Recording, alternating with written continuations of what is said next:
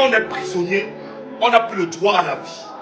Qui a dit que quand on défend la victoire du peuple, on n'a plus le droit à la vie même si on va en prison?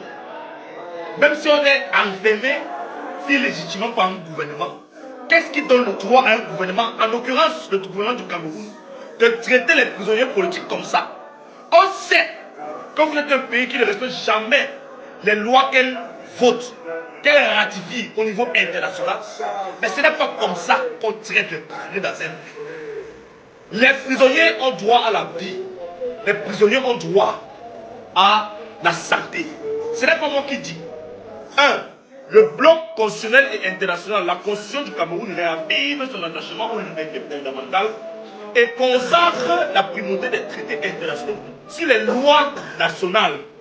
À ce titre s'applique en milieu carcéral, premier point, le pacte international relatif aux droits politiques, ICP. Son article stipule expressément que toute personne privée de liberté doit être traitée avec humanité et respect de la dignité humaine.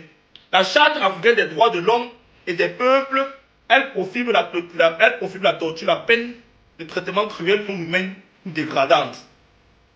Le décret de l'administration pénitentiaire en fonctionnement quotidien des prisons et le traitement des détenus sont principalement régis par le pouvoir réglementaire du décret numéro 92-052 du 27 mars 1992 portant du régime pénitentiaire au Cameroun. C'est le texte pivot. Il organise la vie des prisons, le régime disciplinaire et prévoit des droits précis, par exemple, dans ses articles 32 et 33, consacrant la prise en charge médicale des infirmiers, tandis que son article 61 garantit un temps destiné aux activités physiques, réactives et culturelles.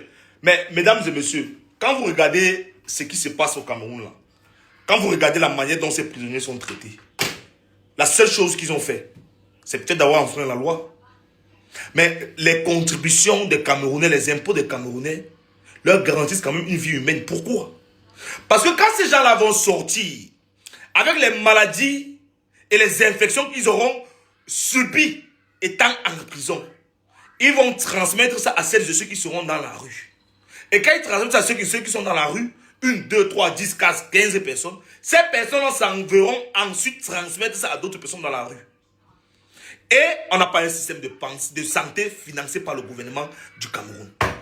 Pourquoi les prisonniers politiques ou les prisonniers en général au Cameroun sont traités de cette façon? Ce ne sont pas des animaux, ce sont des êtres humains. On ne peut pas traiter des êtres humains comme des animaux. Quand vous regardez là où ils sont couchés là, en tas amassé, ça donne la chair de poule et ça dégoûte. Ça montre à quel point le gouvernement de Paul Biya est un gouvernement de méchants, inhumains. C'est un gouvernement dictatorial qui ne pense non seulement pas à la population qui vit dans la rue, c'est-à-dire ceux qui se lèvent tous les jours pour travailler, qui contribuent aux taxes, qu'ils volent, et qui ne pense pas aux prisonniers. Quand tu es prisonnier, alors tu es foutu. C'est ça le Cameroun. Pour ceux qui veulent aider les prisonniers politiques, qui ont été enfermés de 2018 à 2025, rapprochez-vous vers Winnie Savannah. Je vais mettre le numéro en description. Pour ceux qui veulent contribuer par Orange Money ou quoi que ce soit, vous pouvez contribuer là-bas. Et je vais mettre le PayPal.